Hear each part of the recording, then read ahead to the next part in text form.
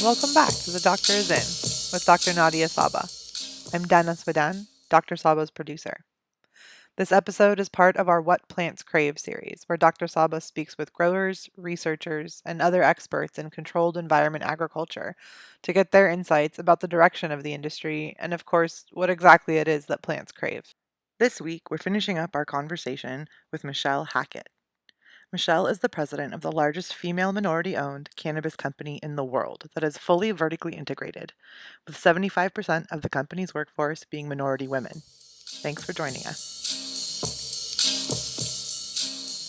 What I love about farmers in general, one of the things I love about farmers is, that they're tinkerers, that they figure things out. They will cobble any four random parts together to make a motor. And you're like, what the hell? How did you even come up with that? They're so ingenious, right? I mean, they're just like the ultimate jack of all trades and just super down to earth. And also, I love the community in general of agriculture and farming, and we're going to talk about that a little bit later. But you guys coming from a place of traditional agriculture and specifically commodity agriculture. I mean, this isn't, high value berry crops, for instance, or almonds or something. I mean, you almost have an advantage, right? And I like that you think of it like that, because there's so many people, especially in indoor, and if I think about our friends in vertical farming, who are trying to grow commodity ag products indoors, right? A very high intensity and automated.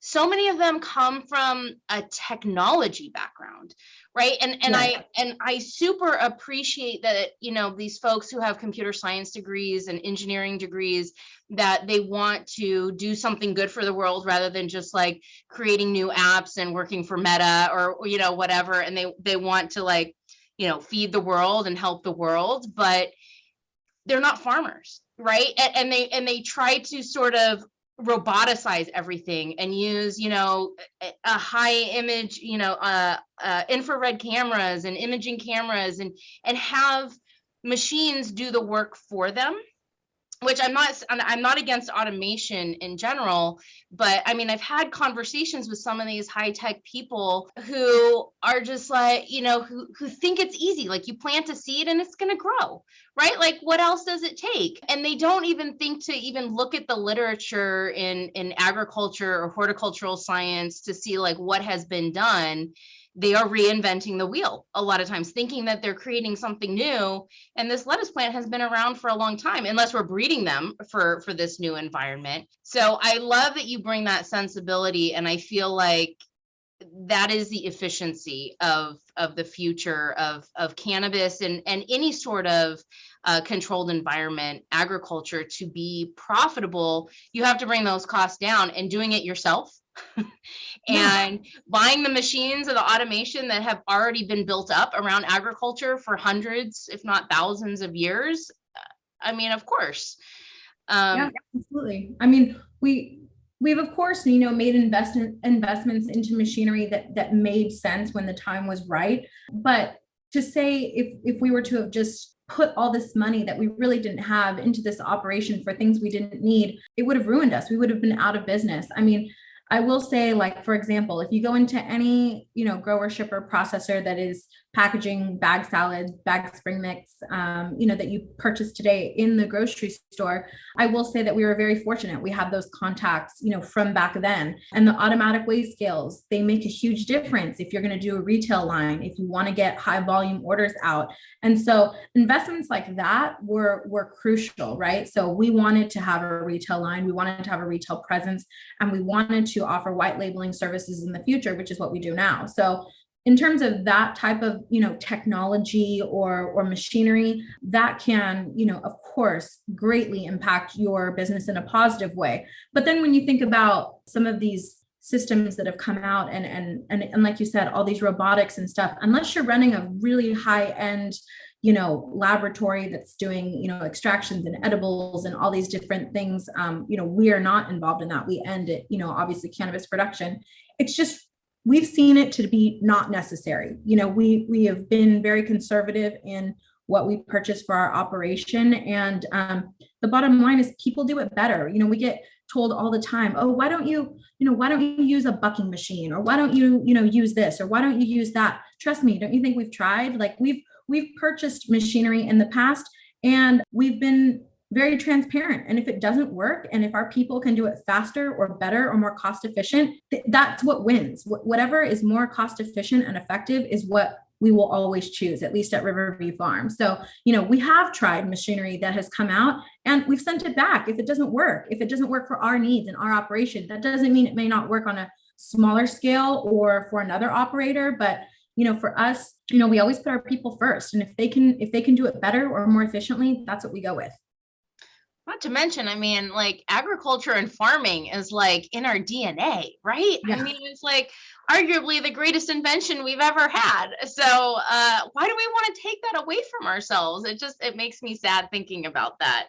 So good segue, your last comments, into sort of a next line of questions I wanted to ask, which is, what does efficiency mean to you, and how do you measure it? So I think for us, there's obviously, the growing, there's so many different elements to our business, right? So, I mean, it means many things, but, for us, it's being frugal, being cost efficient. How do we get, like I said, the best quality cannabis out for the lowest price? And so, for us, it's meant not putting in the lights when everyone around us put in supplemental lighting, and it's a huge expenditure. So you have to think that price per pound is going up, and ours has stayed, for example, the same. Being able to manage labor. So our crews are so efficient that they understand the various tasks that need to take place. And as I said earlier, they're cross-trained. So if we need today to shift from working in the processing room, maybe they're bucking and trimming, to we have an immediate need to take down a crop early, our crew knows how to exactly stop what they're doing, sanitize their workstation, and jump out to the next task that needs to be done on the farm.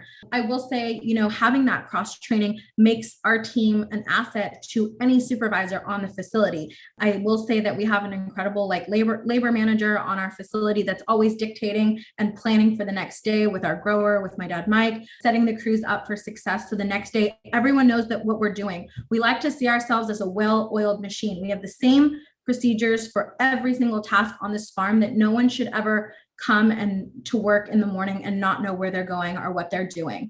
One thing that I'm not embarrassed to say is a lot of what we do, we keep in-house. So we don't use a fancy marketing firm or marketing team. Through a local artist here in Salinas, I helped come up with the packaging with my dad and my sister. We've done many, revisions on the packaging, but I still order all of the packaging we use for our retail brands myself.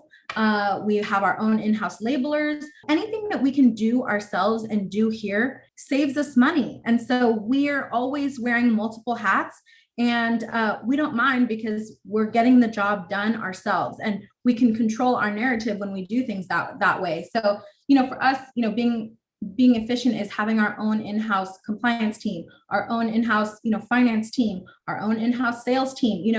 The sales element of cannabis is so interesting, and so many cultivators go to that third-party distribution as a needs for sales outlet. They need, the cash flow, they need the turnover, and they don't know sometimes where to start in terms of carving out customers. And we have never sold out to a third-party distributor. We've always sold to our own Rolodex of customers, and those Rolodex of customers are people that pay on time, reorder, and have great working relationships with either myself or my sales team. And I've always kept a pulse on sales. I still run our wholesale program today. So for anybody that owns a brand, owns a distribution company, they work directly with me. And so I'm not so far removed from the situation. Yes, I'm the president, but I'm still very involved in every aspect of the business. And you have to be if you're going to lead a successful team. So my sister, she runs, as I've said, the retail division, but she's right down the hall. We can discuss, challenges, opportunities, what our competitors are doing, and quickly adjust. We're not having to go to a board of supervisors or a board of investors. We're able to make decisions and adjust right away. We started with one retail line. We saw a need for an even lower tier, a more cost-effective brand. So we brought in a second brand. We started getting an uptick in orders. So we We took the, risk and bought those weigh scale machines. We started buying vans, hired more salespeople as we can allow. But, for us, being efficient is learning from our mistakes and being frugal and trying to do as much as we can internally as physically possible, because that's how ultimately you save money. So what do you say to the growers who sort of silo their team members, right? We have some clients who, you have one job and that's the only job you do. You can't even go near like the dry room and the processing room. Like you are only, in clone and veg. Or you're only in flower, you're only in this. The fact that you are sort of cross-training your employees and you're saying that's creating efficiency, that's interesting, because I feel like some people think it's more efficient to have the Henry Ford model where you just crank out this, you just learn one skill and you just crank out that same skill all the time. So, I mean, I think there's merit to what you're saying, right? Everyone has to stay in their lane, right? I would never go tell my head cultivator, Sean, how to effectively grow a high THC plant. That is his niche. That is what we pay him for. And he does an incredible job. Of course, we make decisions together. We sit down, we look at menus, we talk about trends, we look at, analytical testing together as to which strains have performed better than others. We, plan for future. We talk about issues that are coming in the room. So I'm educated when it comes from a sales point. So yes, of course, there is something to be said about staying in your lane, but there's also that constant communication and harmony about educating one another on our needs. If I let Sean run with the menu, he loves growing exotics. And exotics are very hot right now, but we always have to be thinking about what our end consumers are going to buy, whether that be our retail partners or our wholesale partners, and they want variety. So I'm always telling them, hey, don't forget, we need some gases, or don't forget, we need some fruits. So I don't know if that's a great example, but there's chiefs and there's Indians. And so we expect our chiefs, our various levels of supervisors, to set out a plan and follow it. And, our people follow suit. What I like to see is a collaborative effort. So, normally the senior management crew out in the field get together, our head cultivator, our laborer, our, head of, nursery production. They all want to make sure we're on schedule, we're on time, that we're collaboratively sharing labor if there's an immediate need. If we need to put up trellis netting, but there's also a bulk wholesale order that needs to go out. Can we shift the labor midweek to do both functions? Collaborative efforts is what I mean, more so than, stepping on one another's toes. We all have to be in communication. All of my managers have walkie-talkies so that we all know where each other is on the property. If there's an issue, we have a text thread that goes overnight. So the communication has to be constant, right? I don't expect anyone to jump into one another's lane. I wouldn't appreciate if Sean told me how to sell flour, but I appreciate his input. And that's what I think is more so what I mean is, obviously we all have to stay in our lane and stay focused on our goals. But if we're not regularly in communication and giving one another ideas or suggestions as to how we can, better execute maybe for future, that's more so what I mean. I will say that, everyone has their niche and what they're focused on, but it is very important that we do come together regularly and communicate about, the challenges and successes that happen here daily, because this is a living, breathing farm and people don't realize how fast things change. And there sometimes is a need to shift our labor from one function to another, but we're able to do it because our people, our laborers, are cross-trained. Yeah. I mean, one thing that I think of is that even if you had like a rotating schedule where people learn, were focused on certain tasks, let's just call it, went from clone, veg, flower, and drying, right? Like if they rotated through that, I would imagine that a lot of growers or grow staff would have these aha moments, right? Where they're in flower and they're like, oh my God, like if they cut the plant this way instead for clone, this would make our lives so much easier, or we could prune the plant in a different way. And then they rotate to clone, or at least they're communicating to the clone team, right? Like, because they know what's going on at the clone level, that they can see how it proliferates to flower, or, making adjustments, in flower because of how things are cloned. I feel like if you have more skills and you have a bigger picture understanding of the entire process, that you're going to be better at your job and create those little efficiencies that are going to add up in the end to big efficiencies. Absolutely. And I think that's the benefit too, is that for, the outside world looking at our operation, it's a 20-acre facility. People probably make these assumptions that there's these staffs of, 300 people and all these levels of senior management. I mean, people would probably laugh if they knew, how many bodies we have operating. We are lean and green right now because obviously, we've been up against several challenges in this marketplace, but in terms of senior management, we're about a dozen. So we're all wearing multiple hats, helping one another out, making sure that the jobs are getting done. And then in terms of laborers, we're at about 50. So during peak season, we're anywhere between 125 to 150. But, right now, this is winter. This is obviously a very, challenging time in our industry right now. So we're running this operation on about 60 people, and everyone knows their role and what they need to get done. And so we're very lucky that, because of our, communication, that we're able to do what we do on a very lean staff right now. What are the challenges you're facing right now? Because I feel like there must be multiple. I mean, everything from everything from climate, right, and water, to taxation and prices. I mean, I feel like it must run the gamut. Yeah. So, I mean, I'll start on a more global level and I'll bring it into Monterey County because I'm sure most of your listeners are maybe a larger broad. So, I mean, obviously the California market has gone through a tremendous beating the last 9 months to a year.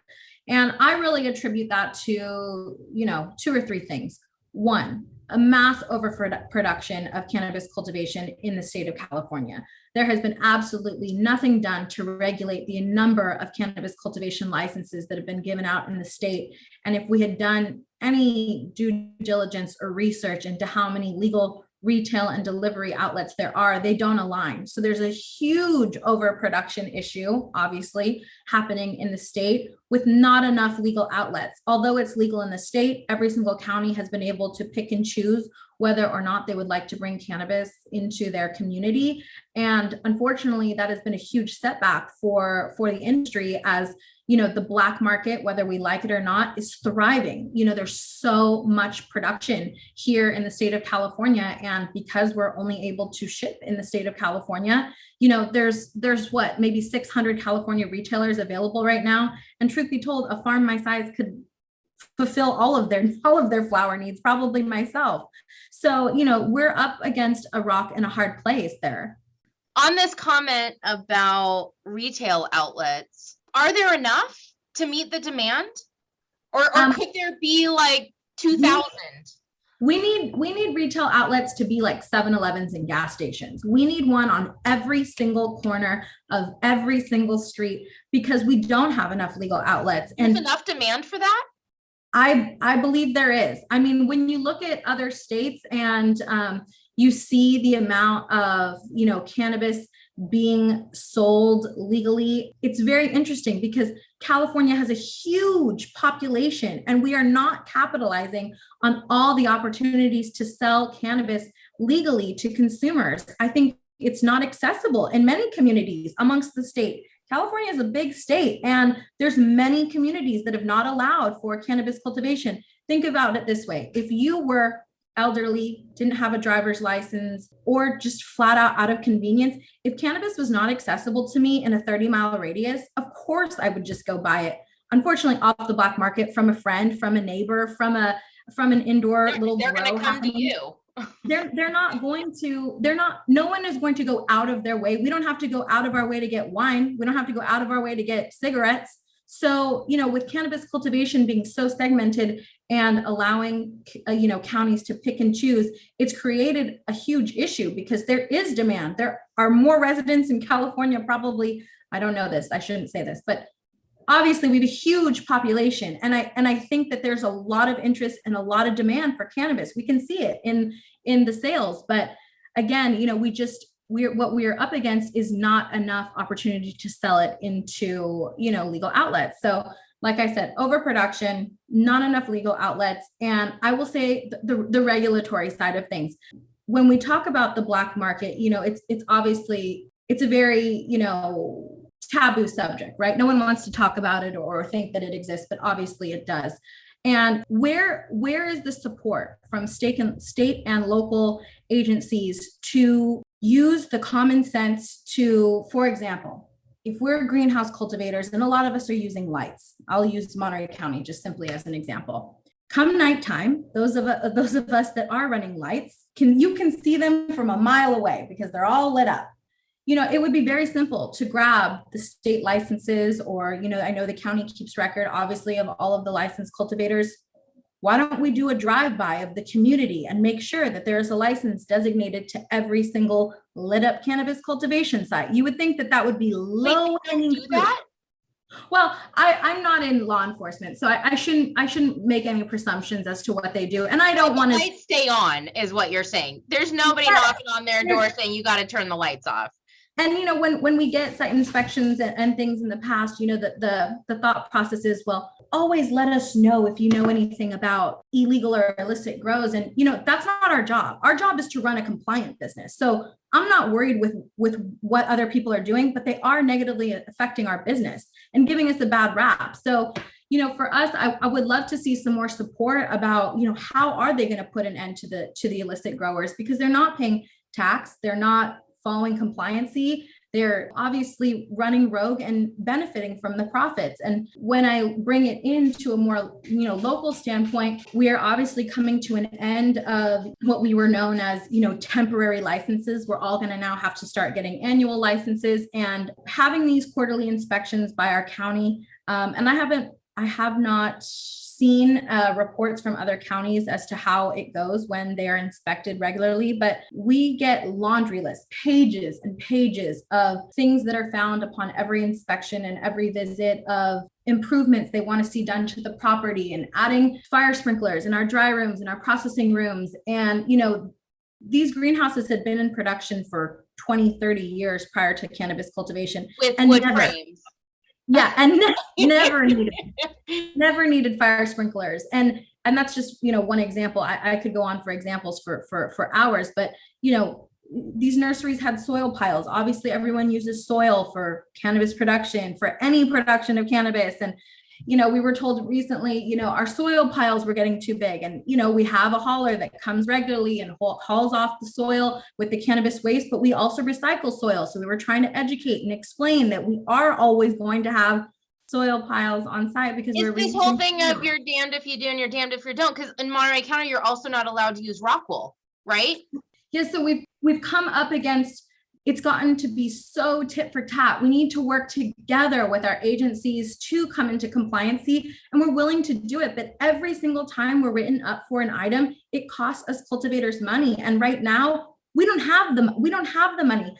Well, Monterey County is, I believe, the only county that decided to throw in an additional tax for regional fire. My regional fire bill is upwards of over $40,000 for my facility. And so why would I need to pay an additional fire tax when I'm paying property tax, county cultivation tax, county nursery tax? I used to have to pay a county distribution tax. Thank God the county has worked with us and eliminated that.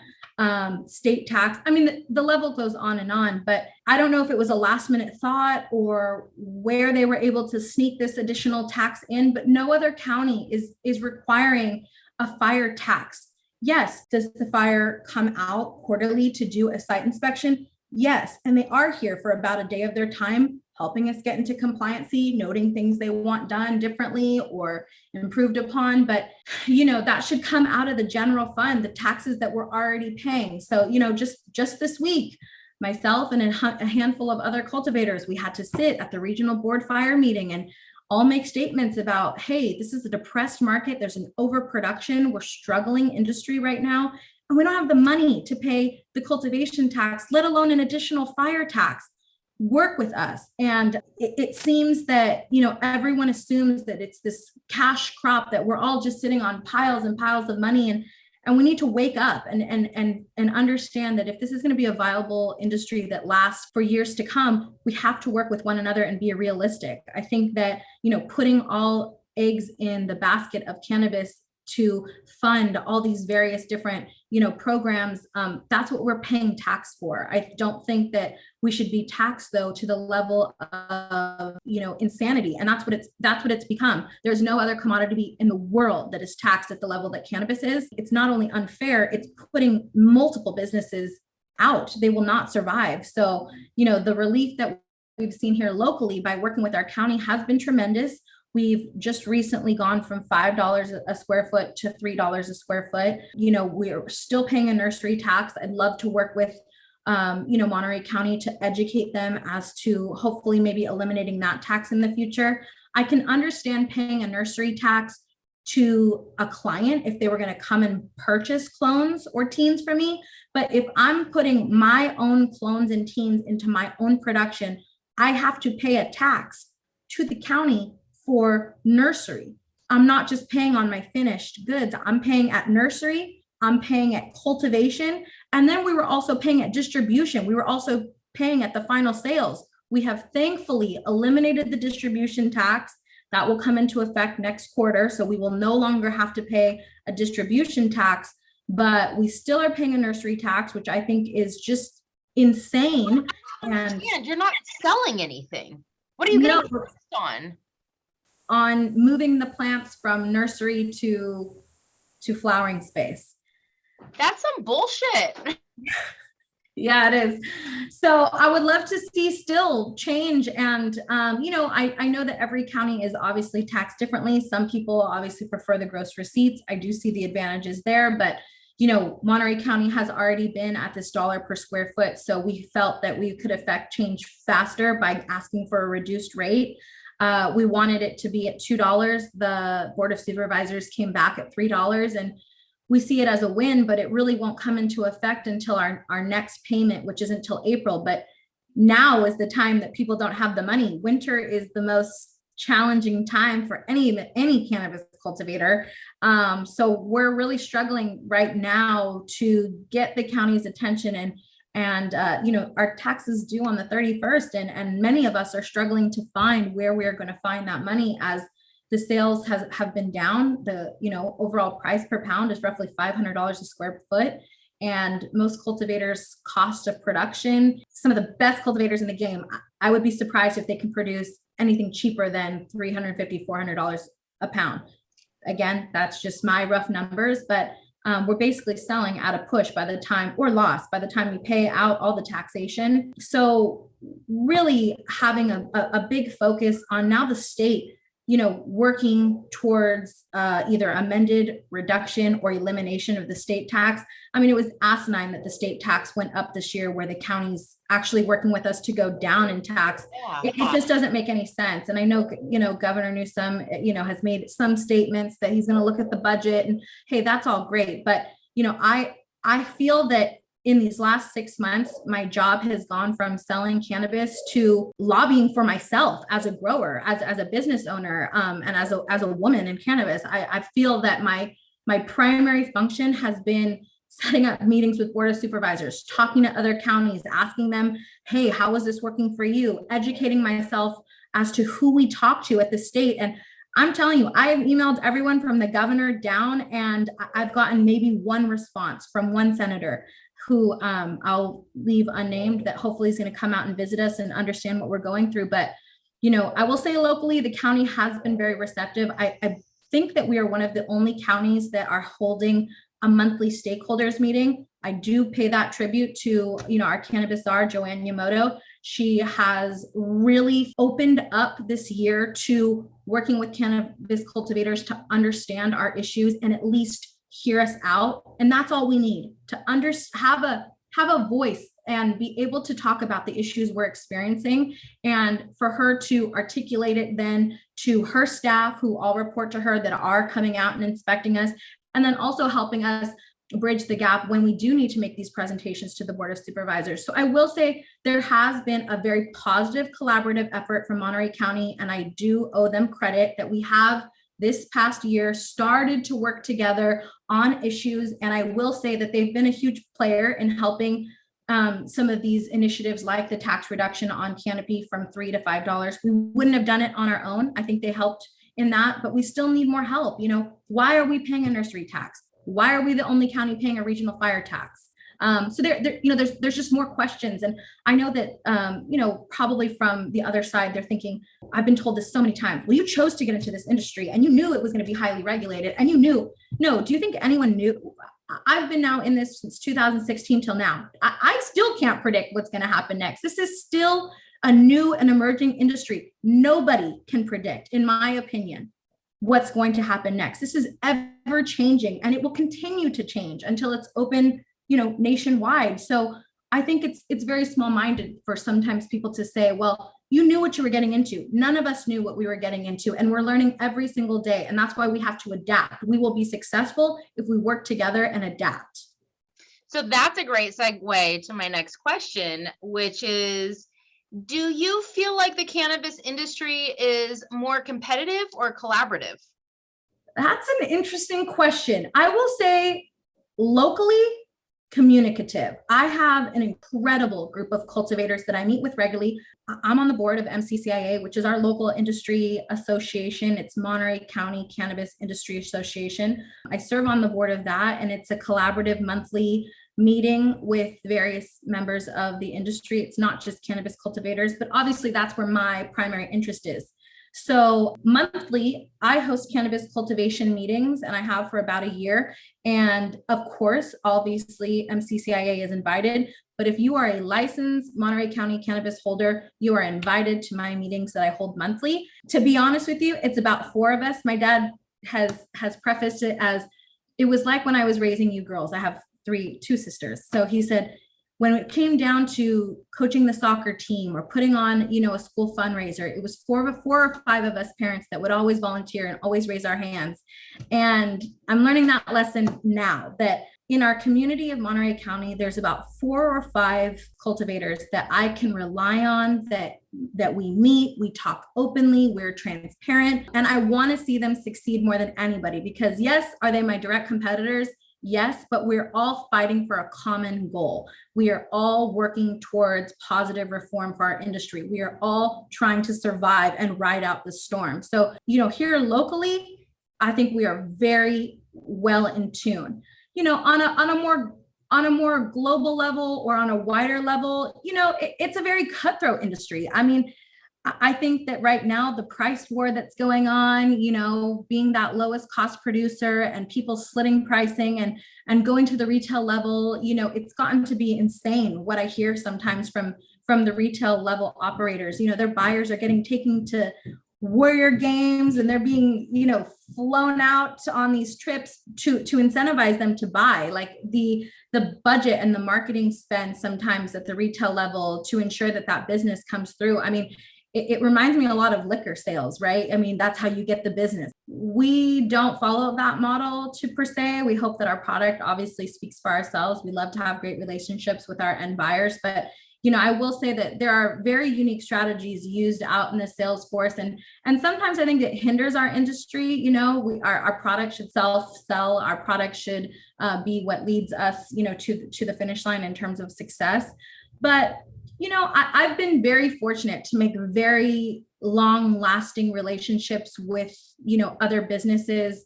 And I think it's just about like-minded people. I think that's the better word is, when I find a like-minded individual who thinks about business the same way I do, I will forever be a fan and want to see them succeed, regardless of if they're a direct competitor or not. Seeing this as a business and trying to positively affect change and trying to make this a better lasting industry and working together and being transparent, those are all things I look for when I think about business relationships. That's what I expect to give, and that's what I want in return.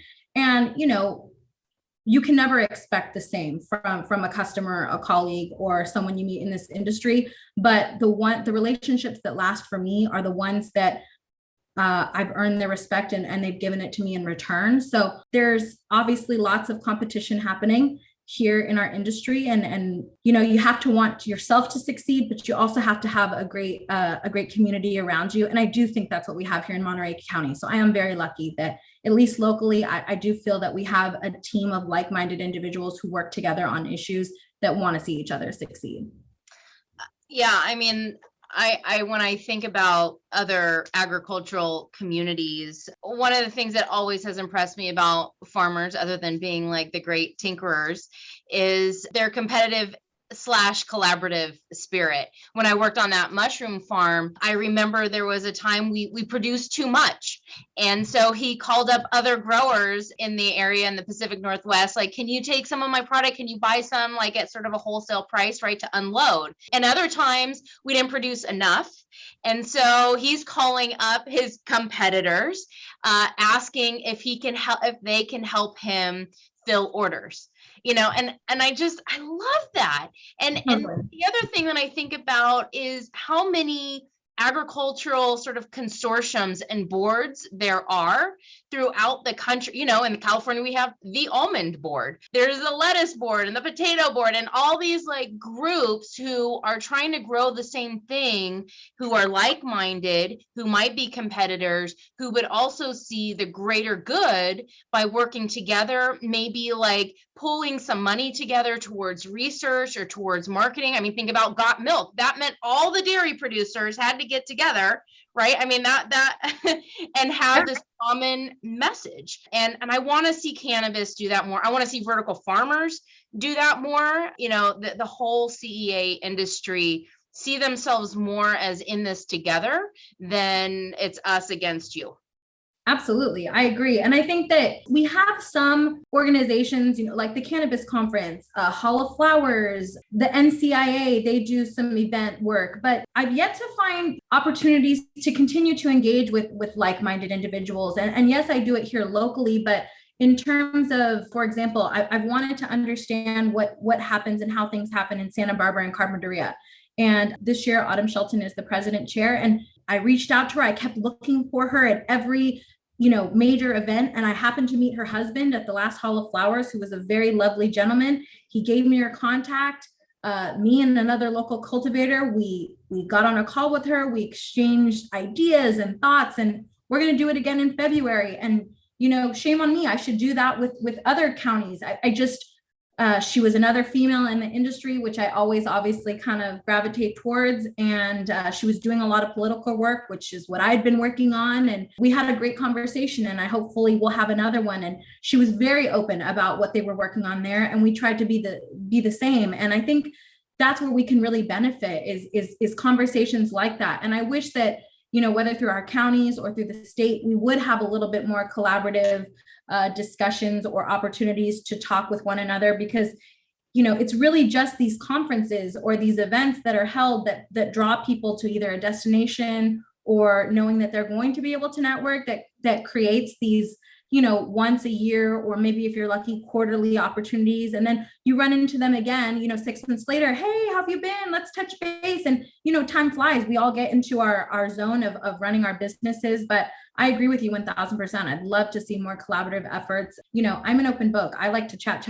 So, I'll chat with anybody that wants to chat cannabis. Contact us if you want to contact Michelle. We'll put you in touch. So how do you see the cannabis industry evolve over the next 5 or 10 years? Are we going to be federally legal? I hope. My fingers are crossed. Some people don't hope that. You hope that. I do, because I think we're very lucky. I think there still is, and maybe I'm making this up in my mind, but I think there is a real desire to smoke California cannabis amongst the nation. I don't know this to be true, but for people that we were talking about briefly earlier, tourists that come to visit California, whether it's Los Angeles, San Francisco, Monterey Bay, I would be very interested to know what percentage of them, if it's not legal in their state, go to a dispensary and go check it out and want that experience. It's like, I know when Colorado legalized it and we had a chance to go to Denver, of course, that was like one of the first stops. It was like, this is brand new. We got to see what this is all about. Yeah, so I would love to see that. Of course, to have the opportunity to sell to the nation what we do would be incredible. I really do think, and I don't mean this as a negative, this has been the most challenging time that I've seen the California industry face to date. I think that, a mass exodus is happening now as we speak. And it's unfortunate, but I do think we will see players eliminate that probably weren't expected. Sometimes these big mergers and acquisitions don't end up in fairy tales. They end up in litigation and losing businesses, which is unfortunate. So I don't like to say that I know what will happen, but I think this will level out and it will be seen as a commodity level business. And we probably will get a fair price for our product, but I really don't think it's realistic that we're going to see these big surges, highs and lows. I think eventually we will find a steady niche and groove for the amount of product that will be produced and the amount of outlets that will hopefully become accessible to us. But, I really do see cannabis here to stay and to continue to grow over time. But right now, unfortunately, it's about riding out this storm, because I feel that's what we're in right now. The cannabis cultivators, at least of California, we are in like the perfect storm. We're in the deadly storm. So for those of us that make it out, whether that's in 6 months or a year, they will probably be here to stay. And I wish them all success. Nice. All right. So last question. What do plants crave? What do your plants crave? Sun. It's fun to walk through the greenhouse and see all the plants reaching towards the sun, which I kind of geek out on that. But by the way, I wish everybody could have seen her on the video waving her hands up in the air back and forth like a plant. Again, I really attribute it to where we are. I mean, I wish everyone could look out my office right now and see what I'm seeing. I mean, we've got beautiful blue skies. We have the cleanest air in the state of California because the amount of agriculture that's grown here. So high quality sun, we have clean water. We have our own 2 water wells that are tested regularly. Our water is so clean. If we wanted to legally bottle it and sell it, we could. And the amount of care that our people put into it, scouting daily, walking the plants, handling them with care. What's kind of interesting is, which we hadn't touched on yet, is my workforce is predominantly female. I have 70 to 85% of a female workforce. Women treat things with tender, loving care. We're very nurturing. We have a more delicate touch to everything that we do. And I think it really shows. So our cannabis, cultivation style, I think is about opening the lens to not just having, one type of, end user or consumer. I've always thought to myself, if I can get my mom to try it, if I can get my mom comes from a Latina family. She was at the beginning, very skeptical to this new endeavor, and not to share, but she's finally really started to embrace how we do things and what we do, and she's so proud. And when I went to that cannabis conference, she's posting it on her Facebook. And if you can turn believers into people that are going to buy from you for life and will come back and share their experiences, and people start to feel comfortable having these cannabis conversations and trying it, sometimes alternative medicines, or there's just so much opportunity for this industry to expand. And that's what I really actually look forward to, is like, I love it when people finally feel that connection or opening to me, or to my family, and instead of seeing it as a negative or a bad thing. I love to hear cannabis stories from people, or people tell me that they've bought our products and have tried it and loved it. Or, I recently hosted a bridal shower, and I asked a local vendor to do this big, beautiful balloon arch. And she said, "Oh my God, you're that girl from that cannabis farm." And I said, "Yeah." She's like, "I buy your product all the time." And she's doing like a balloon installation in my house. And so I get so much joy out of meeting people that are using our products or love our products, or just people that are thrilled that, I'm a minority woman in business, and they're and on top of it, I'm in a taboo industry, I'm in cannabis. And so, if I can be a role model for one person, I'm happy, I'm excited. That is beautiful. Okay. So I have a few rapid fire questions. Okay. That were not on your, not official. They're supposed to be fun. Okay. Don't think too hard about it. Okay. All right. Rapid fire questions. Okay. Number 1, are plants introverts or extroverts? Extroverts. Okay. Second question, can cannabis help create a more sustainable world? Yes. Okay. Sorry, am I supposed to elaborate? I'm so sorry. If you want, it's totally fine. I'm loving your answers so far. Well, I've been to events where I'm seeing people use every element of the plant, and I wish I could find more sources where people wanted to use our branches for paper or the leaves for soaking in alcohol and using it as a natural remedy, our outer water leaves. It's a very sustainable, I mean, the amount of water we use compared to commodity agriculture, forget about it. I mean, there are so many uses of cannabis that people don't even think about on a regular basis. And I think that we could ultimately be one of the crops that have absolutely no waste if we were to be more methodical and had more outlets to send waste. Awesome. Okay. Well, now that you elaborated on that, I want you to elaborate on why you think plants are extroverts.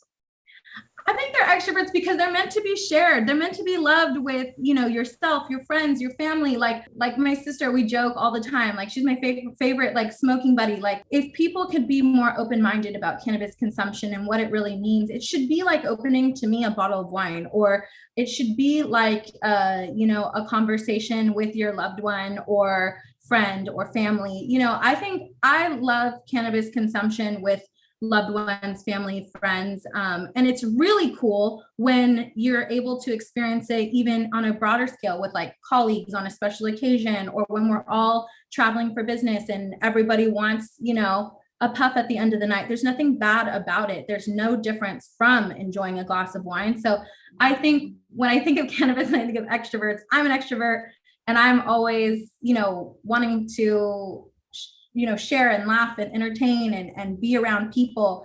And that's what I think about when I think about personally about cannabis consumption. Even if I smoke it by myself, to have a good laugh and to feel relaxed or to watch a funny movie, it's a happy experience, I think. I freaking love that. Plants are meant to be shared. I mean, perfect. Okay. Number 3, last one. Okay. Imagine a big salad bowl in front of you. Okay. What's in it? A big salad bowl in front of me. Okay. Like a real salad? Yes, a real, I don't know. Maybe it's a fake salad. Okay, no, I thought it was a joke. Okay. Come from like the salad bowl of the world. I want to know what's in your salad. This is funny because I love to cook, and so does my boyfriend. So we're always sharing recipes, and we have a lot of fun. So my go-to salad as of late is from my boyfriend's mom. It's spinach, candied walnuts, dried cranberries, a homemade vinaigrette. She'll do like a crumbly cheese, like a goat cheese or a gorgonzola, or the good old fashioned play on the Olive Garden, good old fashioned iceberg. Iceberg makes this world go round. There's nothing like the taste of fresh, cold iceberg with tomato. Why did it get such a bad rap? I don't know. You know what? And I don't like that people don't like iceberg. Have you had a good wedge? Have you had a good salad, even from Olive Garden? If there's an Olive Garden in your community, you better go down there and you get a bowl of that salad because it's delicious. And I make it all the time at my house. Tag Olive Garden. Yeah, I mean, hey, tag Olive Garden for sure. They make an incredible salad. And, iceberg gets a bad rep, but iceberg that's fresh that you buy and you chop that night. Sweet and crunchy. Yeah, it's delicious. I agree. Absolutely. Oh my gosh. Well, this was so much fun and so informative. I super appreciate the conversation and all your insights based on your location, and also, being a woman in the cannabis industry. I think we could probably have a whole other conversation about that. I think both of us have probably had other conversations being women in this industry. Thank you for all your insights. This is really fun for me. This was very, very fun. I so appreciate you thinking of me and having me on, your platform. And, I will hope that we continue to cross paths in the future. And I appreciate, the work it takes to put into creating one of these, podcasts and getting guests to come and chat. And I just thank you for this opportunity to tell you a little bit about what we do. Awesome. Well, I can't wait to find your product. I don't know that I've seen it in Sacramento, but I don't go to all the dispensaries, so I'm gonna find it. Okay, well, if you go onto our website, www.growwithrvf.com, we actually have a dispensary finder, kind of similar to a play on weed maps that's very helpful for anybody listening that would like to try. Or you can always DM us on our Instagram, which is at Riverview Farms _. I actually look at the DMs every single day. So if you ever want to give me a shout or want to ask us a question or want to hear or give us suggestions on what they want to see in terms of content, I'm always looking at it. I look at it every single day. Reach out Awesome. to us. You are a sales genius. Having the dispensary finder, I'm gonna check it out. Please Awesome. do. All right. Well, have a great rest of your day. And we'll be in touch. Okay, thank you so much. And I so appreciate it. Have a great rest of your day. You too. Bye. Bye. That was Dr. Nadia Sabeh interviewing Michelle Hackett of Riverview Farms for our series, What Plants Crave. Tune in next week for our next episode. Dr. Sabeh will be speaking to Mallory Quinn, Director of Cultivation with MedMen. I'm Dana Swadan, and this has been The Doctor is In with Dr. Nadia Sabeh. Thank you for listening.